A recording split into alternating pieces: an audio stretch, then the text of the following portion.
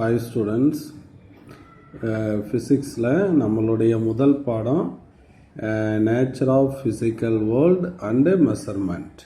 So இந்த unit ஃபுல்லாமே நம்ம ஃபிசிக்ஸ் உடைய டெவலப்மெண்ட், அதில் இருக்கக்கூடிய branches and what are the fundamental in physics அப்படிங்கிறத மட்டும்தான் இந்த பாடத்தில் நம்ம பார்க்க போகிறோம்.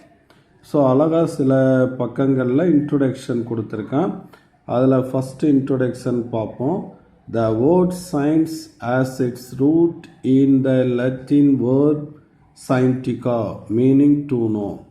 So the science is derived from the Latin word scientica. scientiaங்கிறதுலேருந்து சயின்ஸுங்கிற வேர்டு வந்திருக்கு. ஸோ அதனுடைய மீனிங் என்னது அப்படின்னா to know about something. That is the science.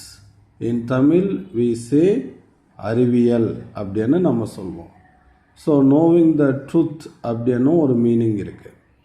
அப்போ த சயின்ஸ் டெவலப்மெண்ட் எதனால் வருது அப்படின்னு கேட்டோன்னா, the human mind is always curious to know and understand different phenomena like the bright celestial object in nature, cyclic changes in the season, occurrence of rainbow. இதெல்லாம் நம்மளுக்கு தெரியும்.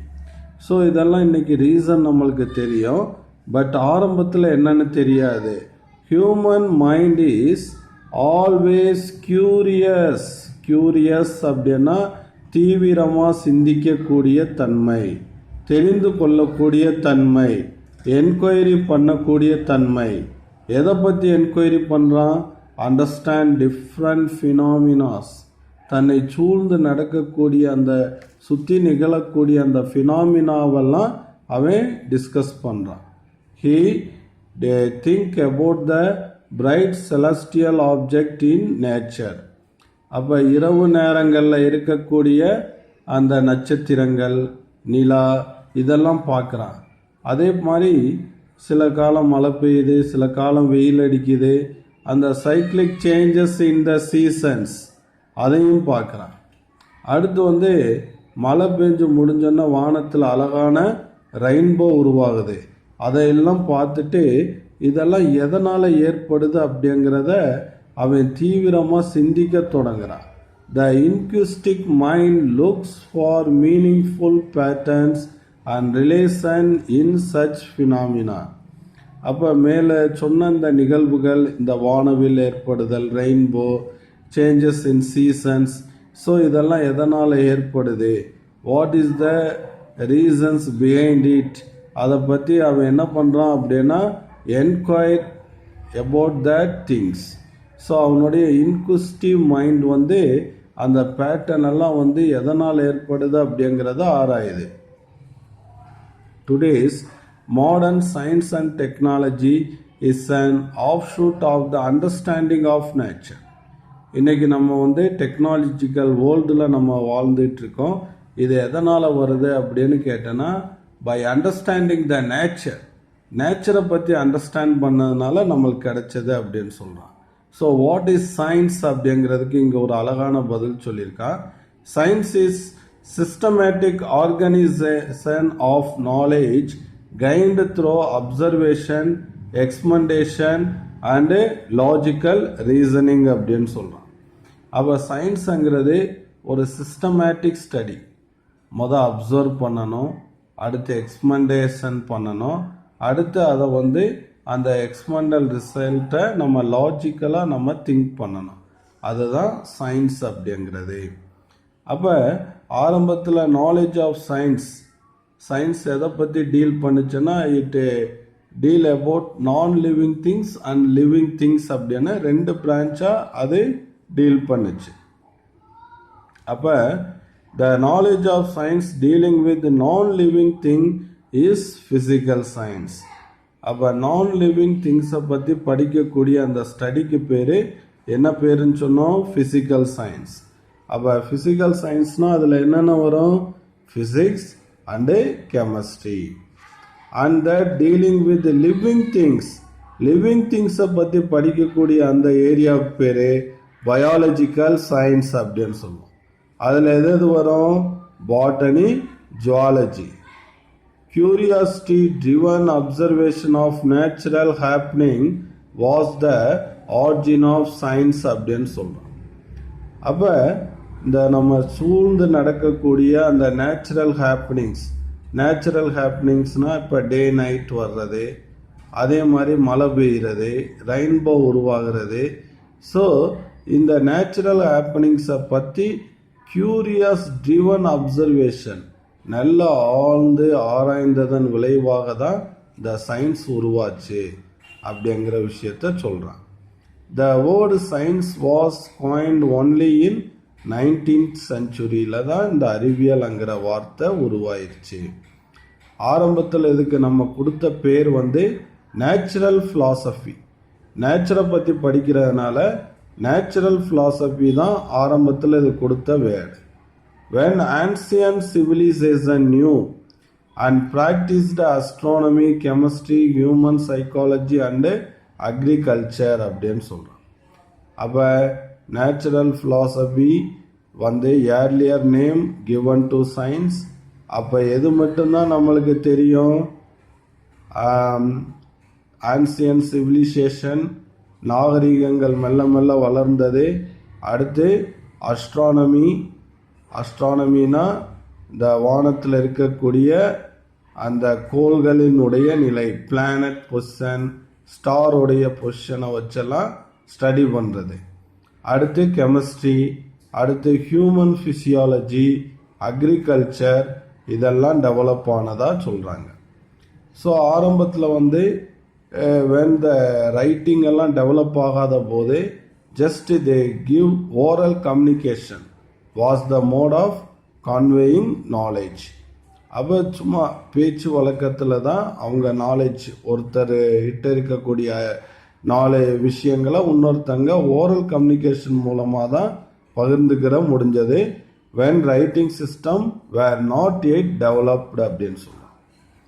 So one of the oldest forerunners of scientific advancement. அப்போ நம்மளுக்கு முன்னோடியாக இந்த scientific அட்வான்ஸ்மெண்ட்டில் நம்மளுக்கு முன்னோடியாக இருந்தவங்க யார் அப்படின்னா எஜிப்சியன். எதில் அஸ்ட்ரானமிலேருந்து மெடிசன் வரைக்கும் ஆரம்ப காலத்தில் அவங்க தான் நம்மளுக்கு forerunners அப்படின்னு சொல்கிறாங்க. So scientific and mathematical excellence in India dates back to prehistoric human activity in the Indus Valley civilization. So இந்தியாவிலையும் இது மாதிரி நிறைய சயின்ஸ் அண்ட் மேக்ஸில் எக்ஸலன்ஸாக நிறைய கண்டுபிடிப்புகள் இந்த இந்து வேலி சிவிலைசேஷனில் நடந்திருக்கு அப்படின்னு சொல்கிறாங்க. ஓகே ஸ்டூடெண்ட்ஸ், இப்போ இதனுடைய தொடர்ச்சியாக இங்கே ஒரு சின்ன மெசேஜ் கொடுத்துருக்காங்க. அதாவது இந்தியன் ஆர்டிக்கலில் என்ன சொல்லியிருக்காங்கன்னா, it shall be the duty of every citizen of India to develop scientific temper, humanism, spirit of inquiry and reform. This is the aim of our science education. நம்ம சயின்ஸ் எஜுகேஷனில் ஒவ்வொரு சிட்டிசனும் சயின்ஸை நல்ல அப்படியே டெக்னாலஜியை டெவலப் பண்ணி ப்ராக்டிக்கலுக்கு யூஸ் ஆகிற மாதிரி நம்ம அதை கொண்டு வரணும் அப்படின்னு ஒரு ஆர்டிக்கலே வச்சுருக்காங்க. அடுத்து டூ யூ நோ அப்படின்னு ஒன்று கொடுத்துருக்காங்க. அதில் the name physics was introduced by Aristotle. So இந்த ஃபிசிக்ஸை யார் அறிமுகப்படுத்துகிறாங்க? அரிஸ்டாட்டில் இந்த இயர் 350 BCலேயே அவர் அறிமுகப்படுத்துகிறாரு. அடுத்து பார்ப்போம், சயின்டிஃபிக் மெத்தட்னா என்ன? சயின்டிஃபிக் மெத்தட்னா step by step approach in studying natural phenomena. Natural ஃபினாமினாவை பற்றி நம்ம ஒவ்வொரு ஸ்டெப்பாக படிக்கக்கூடிய ஒரு அணுகுமுறை தான் எது அப்படின்னு கேட்டோன்னா science. Establishing laws which governs these phenomena. அப்போ நேச்சரில் நடக்கக்கூடிய ஒரு ஃபினாமினாவை எடுத்து ஸ்டெப் பை ஸ்டெப்பாக ஸ்டடி பண்ணி அதில் மறைஞ்சிருக்கக்கூடிய அந்த லாஸை வெளிக்கொண்டு வரணும். அப்போ ஒரு லாவை நம்ம உருவாக்குறது, இதெல்லாம் சயின்டிஃபிக் மெத்தட் அப்படின்னு சொல்லுவோம். அப்போ any scientific methods involves the following general futures. அப்போ அந்த எந்த ஒரு சயின்டிஃபிக் மெத்தட்ஸ்க்கும் இந்த பின்வரக்கூடிய அந்த ஜெனரல் ப்ரொசீஜர்னு ஒன்று இருக்குது. ஃபர்ஸ்ட் சிஸ்டமேட்டிக் அப்சர்வேஷன், அடுத்து கண்ட்ரோல்டு எக்ஸ்பிரிமெண்டேஷன், அடுத்து குவாலிட்டேட்டிவ் அண்ட் குவான்டிடேட்டிவ் ரீசனிங், அடுத்து மேத்தமெட்டிக்கல் மாடலிங், அடுத்து prediction and verification or falsification of theories அப்படின்னு சொல்லுவோம். அப்போ சிஸ்டமேட்டிக் அப்சர்வேஷன்னா ஒரு நிகழ்வை உற்று கவனிக்கிறது. அடுத்து கண்ட்ரோல்டு எக்ஸ்பிரிமெண்டேஷன், ஒரு எக்ஸ்பிரிமெண்ட் மூலமாக அதை அந்த நிகழ்வை ஆராயிறது. அடுத்து நம்ம மெஷர்மெண்ட் எடுத்து அதை மேத்தமெட்டிக்கலாக நம்ம செக் பண்ணுறது. அடுத்து அதனுடைய ரிசல்ட்டை நம்ம படிப்படியாக வெளியெடுத்து அதில் மறைஞ்சு கிடக்கக்கூடிய தியரி அல்லது தவறாக இருக்கக்கூடிய தியரியை நம்ம சொல்கிறது. இந்த 5 ஸ்டெப்பு ரொம்ப முக்கியம். Systematic observation, controlled experimentation, qualitative and quantitative reasoning, mathematical modelling, prediction and verification or falsification of theory. இப்போ இந்த 5 ஸ்டெப்பையும் ஒரு சின்ன எக்ஸாம்பிள் மூலமாக எப்படி நம்மளுக்கு சொல்கிறாங்கிறத பார்ப்போம். இப்போ ஒரு மெட்டல் ராட் எடுத்துக்கிறேன். பீயிங் ஹீட்டட், ஒரு மெட்டல் ராட், ஒரு இரும்பு ராட் எடுத்துக்கலாம். It is heated at one end. ஒரு எண்டில் நான் என்ன பண்ணுறேன், ஹீட் பண்ணுறேன். ஸோ ஆட்டோமேட்டிக்காக இந்த எண்டில் தொட்டால் என்னாகும், ஹீட் இஸ் ஃபெல்ட். அப்போ ஹீட் அந்த இடத்துலையும் நம்ம உணருவோம். அதர் எண்டில் ஆல்சோ வி ஃபீல் ஹீட். அப்போ என்னென்ன கொஸ்டின் உனக்கு வரும்? The following question can be asked on the observation. What happens within the rod when it is heated? அப்போ ஹீட் பண்ணும்போது உள்ள என்ன நடக்குது? அப்போ இந்த எண்டில் ஹீட் பண்ணக்கூடிய ஹீட்டு, இந்த எண்டில் ஜெனரேட் பண்ணக்கூடிய heat, how it reach the other end, அடுத்த எண்டுக்கு எப்படி வந்துச்சு? Is this effect is true for all material? மெட்டல்ஸ்க்கு மட்டுமா இல்லை பிளாஸ்டிக், வுட்டு எல்லாத்துக்குமே இது மாதிரி நடக்குமா? If the heat flows through the material, is it possible to visualize it? அப்போ ஹீட் ஃப்ளோ ஆகும்போது அதை நம்ம கண்ணால் பார்க்க முடியுமா? இத்தனை கேள்விக்கும் இந்த ஆன்சர், அந்த the process of finding the answer to these queries is scientific investigation. இதை தான் நம்ம scientific investigation அப்படின்னு நம்ம சொல்கிறோம். ஸோ அடுத்தபடியாக நம்ம பாடத்தை பற்றி ஒரு இன்ட்ரொடக்ஷன். ஃபிசிக்ஸ் ஆல்ரெடி இங்கே டூ யூ நோங்கிறதுல நம்ம சொல்லியிருந்தோம். The name physics was introduced by Aristotle. ஏன்னா ரொம்ப ஓல்டஸ்ட் பிரான்ச், சயின்ஸில் ரொம்ப பழமையான பிரான்ச் அப்படின்னு சொல்லுவோம். அப்போ the word physics is derived from the Greek word fusis. அப்போ ஃபியூசிஸ் அப்படிங்கிறது தான் ஆரிஜின், அதிலிருந்து தான் ஃபிசிக்ஸ் வந்திருக்கு.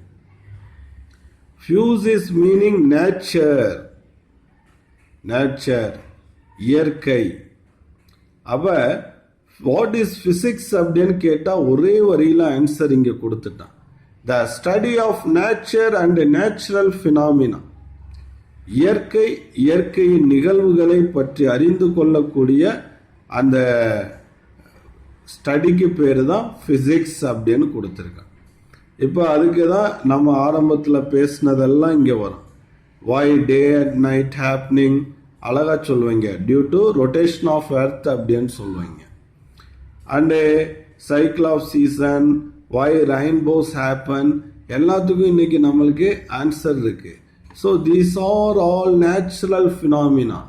So while we studying the natural and natural phenomena, it is come under the study of physics அப்படின்னு சொல்லுவோம். அப்போ here the physics is considered as the most basic of all sciences. அப்போ எல்லா sciences உடைய basics தான் என்னது அப்படின்னு கேட்டோன்னா ஃபிசிக்ஸ். அதில் ரெண்டு விஷயம் இருக்குது. ஒன்று யூனிஃபிகேஷன், ஒரு லாவை எடுத்துக்கொண்டு போய் நிறைய விஷயங்களுக்கு நம்ம பயன்படுத்துறது. ரிடக்ஷனிசம், ஒரு பெரிய சிஸ்டம் உடைய தியரியை ஒரு சின்ன ஒரு சிஸ்டம்லேருந்து நம்ம கொண்டு போகிறது. அது ரெண்டு தான் ஃபிசிக்ஸில் ரொம்ப முக்கியம். அதுக்கு உதாரணமாக யூனிஃபிகேஷன்னா என்னங்கிறத பார்ப்போம். Attempting to explain diverse physical phenomena with a few concepts. அப்போ டைவர்ஸ் ஃபிசிக்கல் ஃபினாமினானா நிறைய வேறுபட்ட ஃபிசிக்கல் ஃபினாமினாவை ஃபியூ கான்செப்ட்ஸ் அண்ட் லாவை வச்சு நம்ம சொல்கிறது தான் என்னது unification. Newton's universe law of gravitation நம்ம 10th படிச்சிருக்கோம்.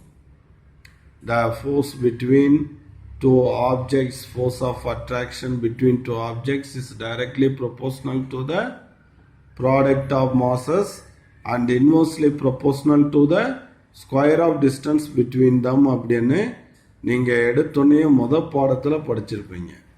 அதை வச்சு நம்ம எதை எக்ஸ்பிளைன் பண்ணலாம்? Motion of freely falling bodies, free fall அப்படின்னு சொல்லுவோம். ஒரு கல்லை நம்ம மேலேருந்து விட்டுட்டோம்னா அது அப்படியே கீழே வந்து தரையை தொடும். அதுக்கு பேர் தான் ஃப்ரீ ஃபால். அடுத்து motion of planets around the sun, சன்னை சுற்றி வரக்கூடிய பிளானட்டோடைய motion. Motion of moon around the earth. இது எல்லாமே நம்ம நியூட்டன்ஸ் லா ஆஃப் கிராவிடேஷனை வச்சு எக்ஸ்பிளைன் பண்ண முடியும். இதுக்கு பேர் தான் யூனிஃபிகேஷன். ரிடக்ஷனிசம்னா என்ன சார் அப்படின்னு கேட்டிங்கன்னா, an attempt to explain a macroscopic system. இங்கே பாருங்க, இந்த வார்த்தை முக்கியம். மேக்ரோ, இது மைக்ரோ. மேக்ரோனா பெரிய ஆப்ஜெக்ட் அப்படின்னு அர்த்தம். மைக்ரோனா ஒரு சின்ன ஆப்ஜெக்ட் அப்படின்னு அர்த்தம். அப்போ ஒரு பெரிய ஆப்ஜெக்டுடைய சிஸ்டம்மை மைக்ரோஸ்கோபிக் ப்ராப்பர்ட்டிஸை கொண்டு எக்ஸ்பிளைன் பண்ணலாம். அதுக்கு பேர் தான் ரிடக்ஷனிசம். இப்போ ஹீட் அண்ட் தெர்மோடைனமிக்ஸ்லாம் நம்ம இங்கே 8th யூனிட்டில் படிப்போம். அதில் இந்த டெம்பரேச்சர், என்ட்ரோபி, இந்த மாதிரி மேக்ரோஸ்கோபிக் ப்ராப்பர்ட்டிஸ் எல்லாம் நம்ம ஸ்டடி பண்ணுவோம் ஆஃப் பல்க் சிஸ்டம். அப்போ இந்த above properties have interrupted in terms of molecular constitutions. அப்போ இந்த மேக்ரோஸ்கோபிக் ப்ராப்பர்ட்டிஸ் எல்லாம் எதிலிருந்து உருவாயிருக்குன்னா சின்ன மாலிகுல்ஸோட பிஹேவியர்லேருந்து நம்ம கொண்டு வந்திருக்கோம் அப்படிங்கிறத தான் இந்த ரிடக்ஷனிசம் உணர்த்துது. ஓகே ஸ்டூடெண்ட்ஸ், நெக்ஸ்ட் கிளாஸில் நம்ம அடுத்த டாப்பிக்கை கண்டினியூ பண்ணலாம். Thank you students.